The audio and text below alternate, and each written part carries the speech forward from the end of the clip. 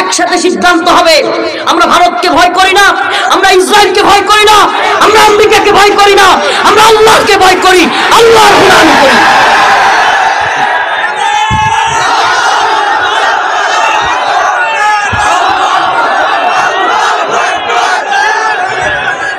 আমরা কাকে ভয় করি বলেন না, কাকে ভয় করি? আমরা ভারতের গোলামি মানি না, আল্লাহর গোলামি মানি। ভারত যতই হুমকি দমকি দেখ আমরা পরোয়া করি না, একমাত্র আল্লাহকেই পরোয়া করি। মুসলমান মাথা মতো করবে তো কার কাছে? শির মতো করবে তো কার কাছে? আল্লাহর কাছে। যারা এই শির পুরো ভারতের গোলামি করবার জন্য নত হবে না ইনশাআল্লাহ। আমরা জেলে গিয়েছি, রিমান্ডে গিয়েছি, প্রয়োজনে ফাঁসির দড়ি গলায় নিব, তবুও ভারতের গোলামি করবো না ইনশাআল্লাহ। সত্যি কথা, এই কয়েকদিনে বিগত 5 আগস্টের পরে এই কয়েকদিনে স্বাধীনতার একটু গ্রাম পাইতেছে, ভালো লাগতেছে ভাই। সত্যি কথা, এই 3 মাসেও ভালো লাগে নাই। এই কয়েকদিনে ভারতের হুমকি দমকির বিরুদ্ধে বাংলাদেশের নেতা এবং আলেমদের গর্জন দেখে মনে হইতেছে আমরা একটু স্বাধীন। অন্তত ভারত থেকে, রয়ের কাছ থেকে কিছুটা হইলেও আল্লাহ মুক্তি দিছে। আপনারা কল্পনা করতে পারবেন না, এগুলো সাধারণ মানুষ যারা রাজনীতি সচেতন না, এরা বুঝবে না বিষয়গুলো। বাংলাদেশের আলেম রফিকুল ইসলাম মাদানির ফাইল দেখে এটা কি হইতে পারে? কল্পনা করা যায়?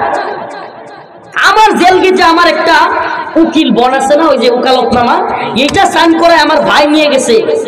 কারারক্ষীরা ধরে না, এমন করতেছে। কিসে?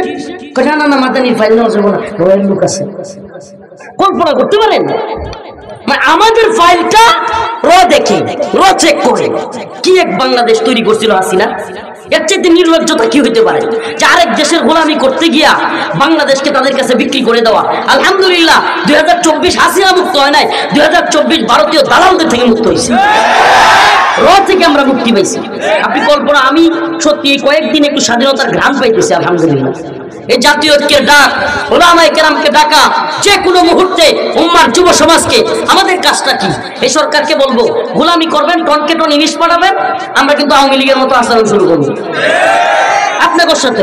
আর যদি গোলামি বাদ দিয়া স্বাধীন স্বকীয়তা দেখান, আমরা আপনাদের সাথে আছি। শুধু সাথে না, প্রয়োজন হলে ময়দানে ঘুরে ঘুরে মুজাহিদ তৈরি করব, এদেশের জন্য, ইমানের জন্য, ভূখণ্ড রক্ষার জন্য মুজাহিদ বাহিনী তৈরি করবো আমরা ইনশাআল্লাহ। শুধু বাহিনী তৈরি করবো না, আমরা অগ্রণী ভূমিকায় থাকবো। বেরাকে বেরাকে ঘুরে ঘুরে, ক্যাম্পে ঘুরে ঘুরে আমরা বয়ান করব, শাহাদাতের বয়ান। যুব সমাজকে শহীদ হওয়ার তামান্না তৈরি করে দিব, ঠাস করে ভারতের বাহিনীর মধ্যে ঢুইকা আত্মঘাতী হামলা করে সবগুলো উড়াই দিবে ইনশাআল্লাহ। এমন যুবক তৈরি করবো, এমন ইউনিট তৈরি করবো ইনশাআল্লাহ। আর এই ইউনিটের প্রথম স্থানে থাকবো আমরাই। প্রয়োজনে যদি ডাক আসে, রফিকুল ইসলাম মাদানি তোমাকেই যেতে হবে, ওই বাহিনীর ভিতরে ঢুকে তোমাকে এদেরকে উড়াই দিতে হবে, ইনশাআল্লাহ আমরাই সবার আগে তৈরি থাকবো। আমরা সেই বাহিনী তৈরি করবো ইনশাআল্লাহ। তোরা তো বন্দুকের নলে, আমি তো মাঝে মাঝেই বলি, তোরা বন্দুকের নলে, মিসাইলের নলে তোরা কি দেখো? আগুন আর জাহান্নাম। আর আমরা দেখি বন্দুকের নলের মধ্যে শাহাদাত, আমরা বন্দুকের নলের মধ্যে দেখি জান্নাত। ঠিক কি ঠিক না? আমরা চাই কার কাছে? কার কাছে? সুবহানাল্লাহ। একটা কারগুজারি আমি প্রায়ই বলি যে আমার কারাগারের শেষ দিনের ইতিহাস যেদিন বের হই, হাই হাই গোয়েন্দা সংস্থার এতগুলো ক্লিয়ারেন্স লাগে, সব মামলার জামিনের কাগজ আসার পরেও আমার আম্মা 2 বার বেহুশ হয়েছে, পানি ডালছে 3-4 ঘন্টা করে, যখন হাইকোর্টে মামলার জামিন বাতিল হয়েছে। তারপরে কাগজগুলো চলে গেছে, এখন বের হবো, এই মুহূর্তে বলে হুজুর ক্লিয়ারেন্স ছাড়া বাইর হওয়া যাবে না। আমার পেরেশানি মাথার মধ্যে। সুবহানাল্লাহ। সংক্ষিপ্ত ভাবে বলি, আমি আল্লাহকে ডাকতেছি, আল্লাহ নামাজ, মাগরিবের নামাজের সময় হয়েছে, নামাজের মধ্যে গিয়ে বলছে, আল্লাহ আপনি তো জানেন আমার মায়ের অবস্থা কি, আমার মা কাঁদতে কাঁদতে কি অবস্থা, চোখের পানির কি অবস্থা। আজকে যদি এই মহিলা শুনে গেট থেকে কাপড় চোপড় সহ, কি সহ, মানে প্রায় 3 বছর পরে আমারে বলছে কাপড় চোপড় নিয়ে আসেন, আপনারা বের করে দেওয়া হবে, এই মুহূর্তে কয় ক্লিয়ারেন্স হয়েছে না আবার ভিতরে। হাই এই অবস্থায় ওই গেটের, মেইন গেটের পাশে একটা ছোট্ট নামাজখানায় গিয়া আল্লাহর কাছে হাত তুলে বুঝলাম, আল্লাহ আপনি ছাড়া তো কেউ নাই, সকল দরজাগুলো বন্ধ হয়ে গেছে, আল্লাহ আপনার দরজা খোলা আছে, আপনি এই দরজাটাতে আমার দিকে একটু তাকান আল্লাহ। আমার মা আজকে যদি শুনে গেট থেকে, আমার গেটের সামনে আমার এই মামা, আমার চাচা, আমার ভাই দাঁড়ায় আছে, আর আমার মা অপেক্ষায় আছে, যদি শুনে গেট থেকে আবার কাপড় চোপড় সহ ভিতরে দিয়ে দিছে, আল্লাহ আমার মাকে হারায় ফেলবো, আল্লাহ না জানি কি হয়ে যায়। সুবহানাল্লাহ। 2 দিকে সালাম ফিরাইতে পারি না, আল্লাহর কাছে চাইছি, সালাম ফিরানোর আগেই কারারক্ষী কয় হুজুর আপনার ক্লিয়ারেন্স হয়ে গেছে, চলে আসেন। সুবহানাল্লাহ। আল্লাহ ডাক শুনে এই যে আপনাদের এলাকার সন্তান রাতে চিৎলারি কান্না নামাজ এগুলো আমরা দেখেছি, তার চিৎকার আল্লাহ পাক তার দোয়া হয়তো কবুল করেছে। যেই মামলা তিনি খাইছিলেন আশা ছেড়ে দিছিলেন, 21 আগস্ট গ্রেনেড হামলা মামলা, কি ভয়ঙ্কর এক মিথ্যা মামলা দিয়ে দিছে আল্লাহর বান্দাকে। এরপরেও আল্লাহ পাক যে সব পারেন তিনি, সুবহানাল্লাহ, বেকুসুর খালাস। সুবহানাল্লাহ, বেকুসুর খালাস। আমি ওই দিন অনেক খুশি হয়েছি, বিশেষ কয়েকটা কারণে। আমার চাচা আরেক 2-3টা আলেম, মাজলুম আলেম এখানে আছে। আপনার আকবর কমপ্লেক্সের প্রথম প্রতিষ্ঠাতা যিনি, আকবর কমপ্লেক্স বড় মাদ্রাসা, যেই মাদ্রাসার শ্রম গ্রাম সবকিছু এই আলেমের আছে। মুহাদ্দিস মুফতি আবু তাহের রহমানী সাহেব, ওই যে আমার সাথে একই আপনার এই হ্যান্ডকাপ করা অবস্থায় ভাইরাল হয়েছিল না একটা ভিডিও, ওই ভিডিওতে আমাদের মুফতি আবু তাহের রহমানী সাহেব হুজুর আছেন। ওই আবু তাহের রহমানী সাহেব হুজুর একই মামলা, নিরপরাধ মানুষ, একজন আলেম, এত বড় মাদ্রাসার একজন মুহাদ্দিসকে ধরে নিয়ে আসছে মিথ্যা মামলা দিয়ে, ধরে নিয়ে আসছে আর অসংখ্য সাধারণ আলেমকে। এই আমার চাচার সাথে তারাও মামলায় জড়িত। আলহামদুলিল্লাহ তারাও বেকসুর খালাস পাইছে, কারণ মিথ্যা চিরজীবন টিকে না। সত্যের জয় একদিন কি হয়, একদিন সত্যের জয়, সত্যের জয় হয়েছে। আমি ওই দিন সারাদিন একটা খুশির মুডে ছিলাম, সত্যি কথা, সারাদিন খুশির মুডে, এত আনন্দ লাগছে। এই আলেম গুলোকে দেখে আসছি, এ আল্লাহর বান্দারা কি কষ্ট যে করছি, আমাদের যে কি কষ্ট গেছে। শেখুল হাদিস আল্লামা মামুনুল হক দামাত বারাকাতুহু একটা কারগুজারি মনে পড়ছে বলি, ওনার অভ্যাস ছিল প্রতিদিন যাই হইতো কারাগারে কিংবা রিমান্ডে এগুলো লিখে রাখতো। কি করতো? কিন্তু আমাদের বিশেষ বন্দী যারা, তাদের রিমান্ডে কিংবা বিশেষ রুমে খাতা কলম নিষিদ্ধ ছিল। এর সাথে আর বর্বরতা হইতে পারে না আর কি। প্রথম 2 দিন গাজীপুরে আমারে কোরআন পর্যন্ত দেয়নি, কোরআন শরীফটা পর্যন্ত দেয়নি গাজীপুর কারাগার। কি দেয় নাই? এটা বিশ্বাসযোগ্য? এটাই বিশ্বাস করতে হবে। কারণ বাংলাদেশ তো আপনারা দেখছেন, হাসিনা ক্ষমতায়, আওয়ামী লীগ ক্ষমতায়, ক্ষমতায় তো ছিল ক্ষমতায় ছিল কারা? যারা কোরআনের বিদ্বেষী, যারা কোরআনকে পছন্দ করে না। প্রথম 2 দিন আমাকে কোরআনও দেয় নাই। তো শায়েখ কোনো গোপন ভাবে একটা কলম আর খাতা নিছে, যেমনি হোক প্রতিদিন লিখতেন কারাগারে। হঠাৎ করে আজকে মনে পড়ছে, কারণ একটা মেসেজ দিয়েছিল, তো মনে পড়ছে, তো আজকে কি হয়েছে সব লিখতেন। তো আমার ওই দিন লো প্রেশার হয়েছে, এটাও লিখছেন যে রফিকের মানে হঠাৎ করে আমার এক এডিসি ডিবি এই বদমাশা গালিগালি শুরু করছে। সে আমার ইউনিটের না, মানে আপনারা যারা রিমান্ডে যান নাই তারা বুঝবেন না। ডিবি রিমান্ডে কিংবা বিভিন্ন রিমান্ডে 3-4 জনের করে একটা স্কোয়াড থাকে। কি থাকে? জিজ্ঞাসাবাদের জন্য। আমার যে স্কোয়াড, সেই স্কোয়াডের না হয়েও আরেকটা এডিসি এসে আমার গালাগালি শুরু করছে। গালাগালি তো করছেই, এভাবে ছেড়ে বসে আছি, থাপ করে একটা থাপড় মারছে, মেরে একেবারে ফেলে দিচ্ছে, এমন অবস্থা, খুব ব্যথা পাইছে। এখন ডিবির যে প্রধান তৎকালীন হাফিজ আক্তার, তার কানে খবর গেছে। তো খবর যাওয়ার পরে আমার এমনিতেই একটু লো প্রেশার ছিল, কয়েকদিন টানা না খাইতে না খাইতে বন্দি অবস্থায়, মানে আম্মার কথা মনে পড়তো, চরম ভাবে মন খারাপ হইতো, খাওয়া দাওয়া নাই, একেবারে লো প্রেশার, যেটা অভাবনীয়। নিচেরটা 45, উপরেরটা মাত্র 70, কল্পনাও করা যায় না। কিন্তু যখনই ওরা প্রেশার মাপাইছে, হাফিজ আক্তার একবার পাগলের মতো হয়ে গেছে। এডিসি যেটা শুনছে যে গালি দিছে, থাপ্পড় দিছে, ওটার ধরে আনছে, একেবারে মা বাপ তুইলা গালাগালি, মানে ওই গালিটা আমি দিতে পারতেছি না এখন, এমন গালাগালি। তুই জানোস এখন যদি মইরা যায় মাদানি তোর কি গো, কি সর্বনাশ করছস, পেপু বাসি শুরু করছে, তাড়াতাড়ি করে অ্যাম্বুলেন্স আছে আমারে। তো শায়েক ওগুলো লিখছে, কি করছে, ওগুলো লিখছে। এখন শায়েক করতেন কি, সাক্ষাতে কেউ আসলেই এই লেখাগুলো আবার দিয়ে দিতেন। কি করতেন? দিয়ে দিতেন, যাতে করে ওগুলো আবার যদি নিয়ে যায়। তো আমরা ডিবি রিমান্ড থেকে কেরানীগঞ্জ কারাগারে যাচ্ছি। এই মুহূর্তে কারাগারে এদের নির্যাতন একটু বর্ণনা দিচ্ছে আপনাদেরকে, যেহেতু স্মরণ হয়েছে।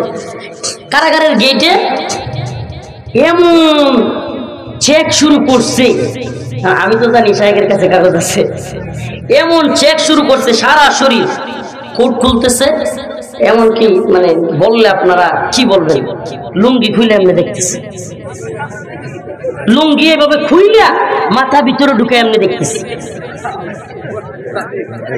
কল্পনা করা যায় আলেমদের এই নির্লজ্জের দল। কারণ আমার যখন এই অবস্থা করছে, আমি কিছু ওটা একটু আড়ালে সামনে সামনে মানুষের দিকে। আমি আরেক গোয়েন্দা সংস্থার লোক, চাচা শুনে সামনে, আরেক গোয়েন্দা সংস্থার লোক, ও কি করছে, আমার একটা হ্যাঁ এত মাদুরি করস, প্রধানমন্ত্রী মানি না, রাষ্ট্রপতি মানি না, বক্তব্য দেশ, মানে তুই তো গাড়ি শুরু করছিস। আমি প্ল্যান করে সিস্টেমে, আমি তো জানি শাইখকে চেক করলে কাগজটা পাইবো, আমি তো জানি। আমি কি করছি, একটা সুযোগ পাইছি, তোর লোকে ঝগড়া লাগাবো। শাইখ মিয়া আমি বলছি আমি এখন কারাগারে আছি, আপনি এনে ঝগড়া করতেছেন কেন?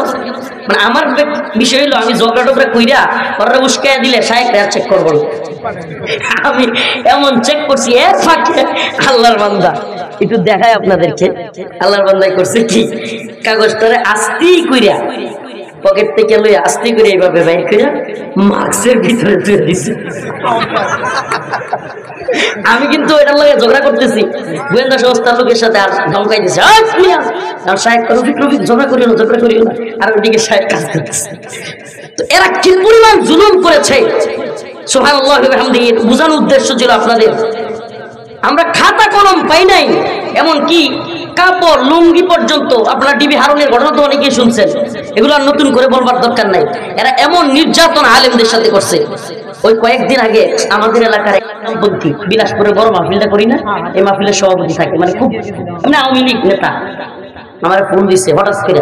আমি বলছি কি, মা তো পালাইলো, এতিমগুলো আমাদের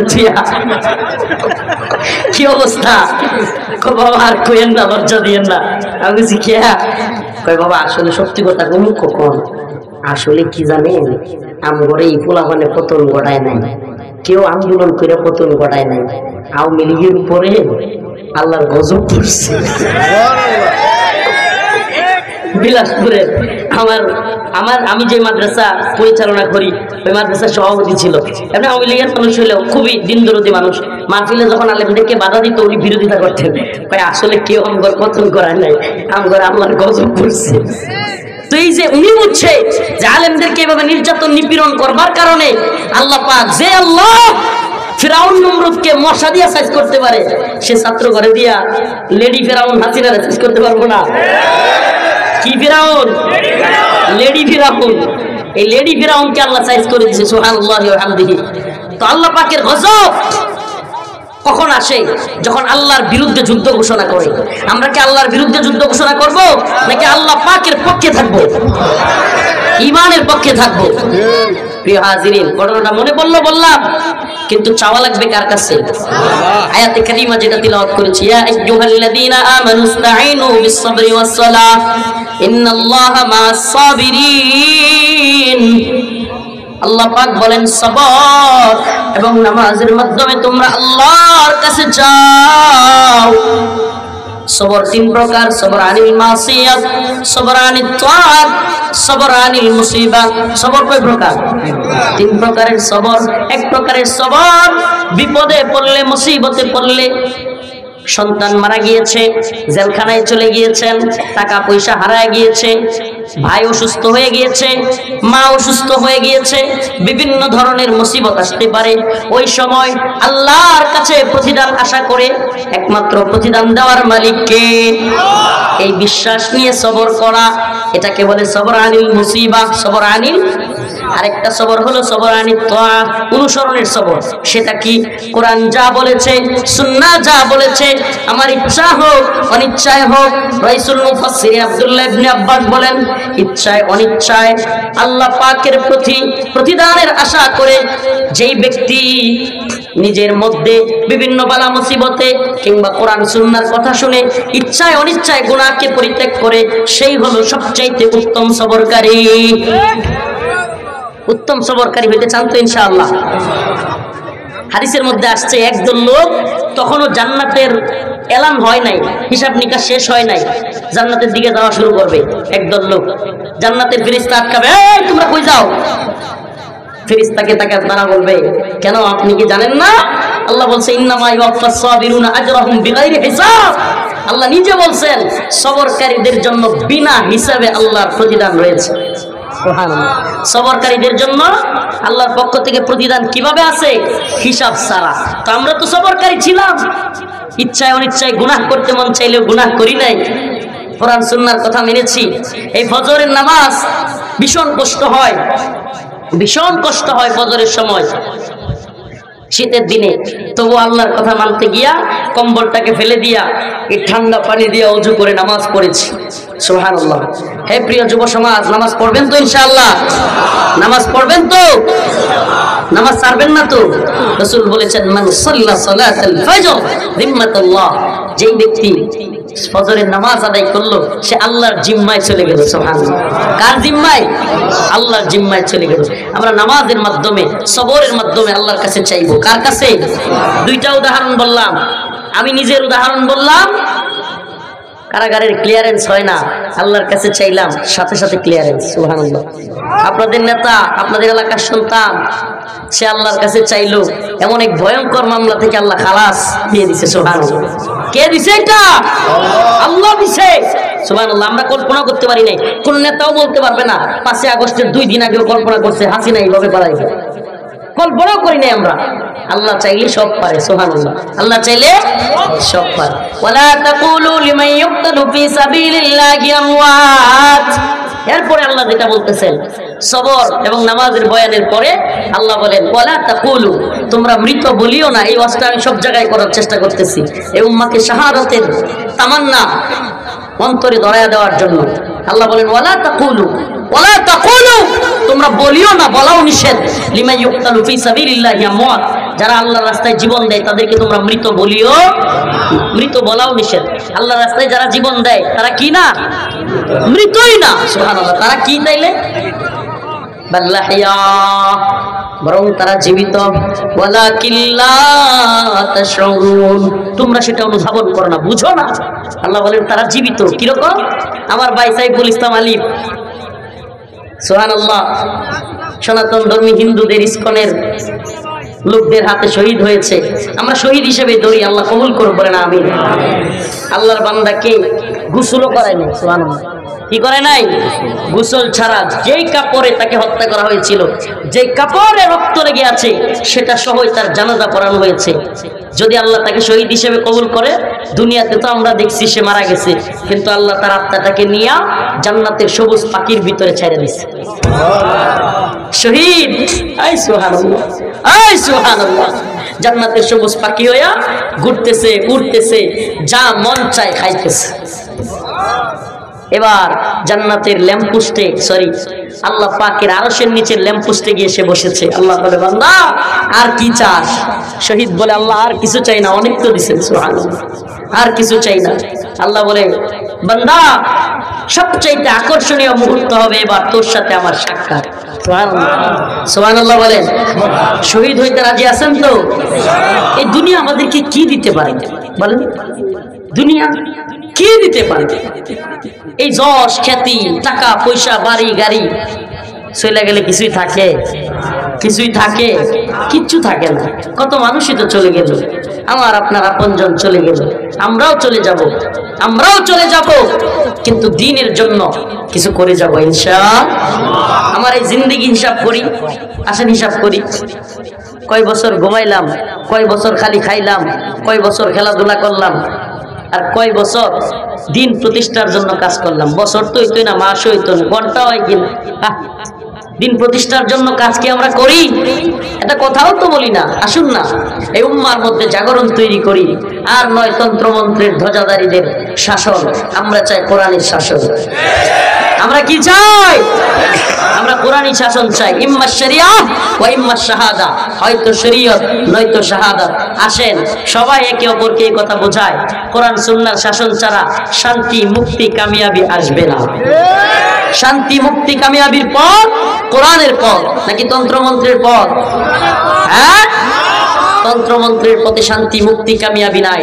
একমাত্র পথ যেটা শান্তি, মুক্তি, কামিয়াবি, সেটা হলো কোরআনের পথ। এসব কোরআনের পথে সবাইকে দাওয়াত দিলাম। বোয়াপুরের মুসলমান, শরীরটা খুবই অসুস্থ, কিন্তু এই যে প্রোগ্রামে আসলে জুসে, বিশেষ করে হিন্দুত্ববাদীদের আস্ফালন দেখে শরীর আর অসুস্থ থাকে না।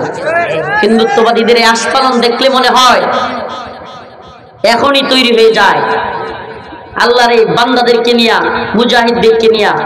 আমার তো সত্যি কথা কই, এই হিন্দুত্ববাদীদের বড় বড় গাঠিতে আমার যদি 4-500 গোলাবান দিয়ে দেয় ইনশাআল্লাহ, আমি একলাই সাইজ করে থয়ে আবো ইনশাআল্লাহ। আমারে যদি খালি দায়িত্ব দেয়, এমন তো সমস্যা হলো, কয় হুজুর কামান বিমান মিসাইল কত আছে ভারতের জানেন? আমি কইবার ইতিহাস পড়িয়া দেখ, মধ্যে মুজাহিদরা তৈরি হলে রাসূল বলেছেন আমার উম্মতের কোন বাহিনী যদি 12,000 হয়, কয় হাজার? 12,000 মুজাহিদ হয়, পৃথিবীর কোনো পরাশক্তি নাই যারা তাদেরকে পরাজিত করে। আমরা ভয় পাই না, আমরা 12,000 হলেই যথেষ্ট, আর আমরা 12 কোটির উপরে। সুবহানাল্লাহ, আমরা কি 12 কোটির উপরে। আল্লাহ রাসূল কয় মুহাম্মদ আরবির দুই ঠোঁটের মাঝখান দিয়া জীবনে কোনোদিন মিথ্যা বের হয়নি। সুবহানাল্লাহ, বেরিয়েছে। মুহাম্মদ আরবি সাল্লাল্লাহু আলাইহি ওয়াসাল্লাম বলেছেন আমার উম্মতের 12,000 মুজাহিদ যদি হয়, বিইذনিল্লাহ আল্লাহর উপর ভরসা করে, তারা কখনো পরাজিত হবে না। কাম মিন ফিয়াতিন কালিলা গালাবাত ফিয়াতান কাসীরাতান বিইذনিল্লাহ। সুবহানাল্লাহ। এজন্য আমরা কাউকে পরোয়া করি না, কাউকে ভয় করি না, করি কাকে? এটি ঈমানি তাকত নিয়ে। আমাদের মিসাইল কম, বিমান কম, কামান কম, ড্রোন কম, বন্দুক কম, গুলিও কম, অস্ত্র ভারতের বেশি হইতে পারে, কিন্তু একটা অস্ত্র আমাদের ওদের চাইতে 1000 গুণ উত্তম, সেটা হলো ঈমানের অস্ত্র। কিসের অস্ত্র? যে অস্ত্র এই শিক্ষা দেয় যে পৃথিবীর কোন শক্তির কাছে মাথা নত করা যাবে না। ওরা তো বাসে হলো খাওয়ানোর লেগিয়া, ওরা বাসে গিয়ে লেগিয়া খাওয়ানোর লেগিয়া, বুক করার লেগিয়া, আর আমরা বাইচা থাকি দ্বীনের পক্ষে শহীদ হওয়ার জন্য।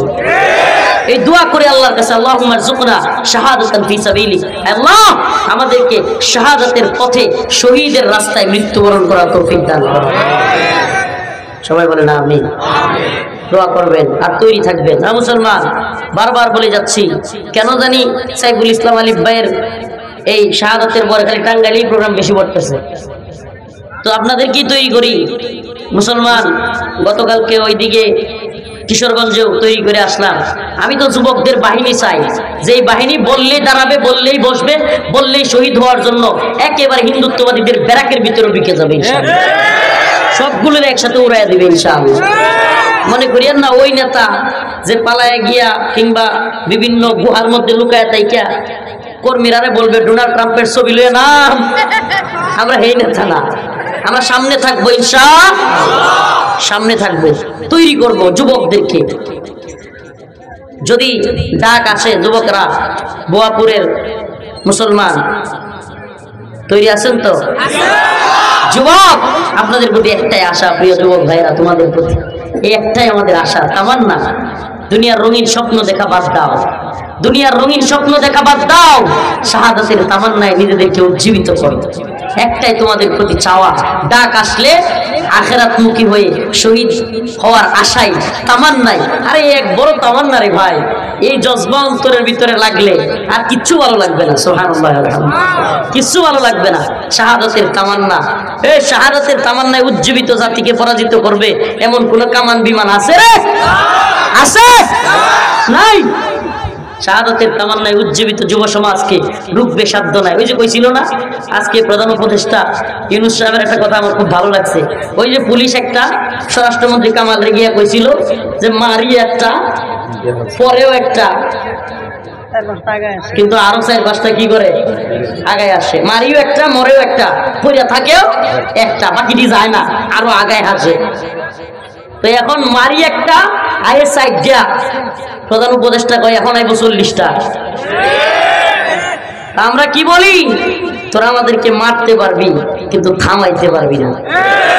আমার একটা জিনিস অনেক ভালো লাগছে, হাসিনা পালাইয়া যাওয়ার চেয়ে খুশি হয়েছি যে জিনিসটা, এই উম্মার যুব সমাজ ট্যাঙ্কের সামনে, বিমানের সামনে, হেলিকপ্টারের সামনে, বন্দুকের সামনে দাঁড়াইতে শিখছে। সুবহানাল্লাহ, এটা খুব ভালো লাগছে। আগে ফিলিস্তিনে দেখতাম এই ট্যাঙ্কের সামনে ছোট ছোট পাথর লইয়া গুলাই লইয়া গিয়ে মারতেছে, আর আমরা 2024 সালে কি দেখলাম? পোটলা পুলিশ গিয়া ছোট ছোট বাচ্চা গিয়া ফাটের মধ্যে খুশি মারতেছে। সুবহানাল্লাহ কন্যা, এই সাহস দেখে ভালো লাগতেছে। এই যুব সমাজ দরকার আমাদের, এই যুব সমাজ দরকার, এই যুব ইউনিটি দরকার। নতুন কোন জালিমের টাইম নাই যদি এইভাবে যুব সমাজ একত্রিত থাকে। আল্লাহ পাক আমাদেরকে তৌফিক দান করুন। শরীরটা একবারে ক্লান্ত, দয়া কইরা সুবহানাল্লাহ বিহামদি 12টার উপরে বাজে, আমার জন্য খাস করে দোয়া করবেন। আমার মাথা মাঝে মাঝে ঘোরায়, রিমঝিম করে ঘোরানো শুরু করে। আসলে এটা আল্লাহ পাকের খাস মেহেরবানি। বয়ানের মঞ্চে বসলে অনেক সময় খেয়ালই থাকে না আমি যে অসুস্থ, মাঝে মাঝে খেয়ালই থাকে না, কিন্তু পরক্ষণেই যখন না আমি বিশ্বাস করবেন কিনা মাথা ঘুরে পুরি যেতেছে কি এত কিন্তু বুঝলাম না এখন খাইনি কি এই জন্য এটা আল্লাহ পাকের মেহেরবানি আমাদের জন্য খাস করে দোয়া করবেন তো এই মাদ্রাসা এটা কি মাদ্রাসা না জি হাফিজিয়া মাদ্রাসা এটার পক্ষে থাকবেন তো কোরআনের প্রতিষ্ঠানগুলোর পক্ষে থাকবেন তো ইনশাআল্লাহ আল্লাহ পাক কবুল করুন বলেন আমিন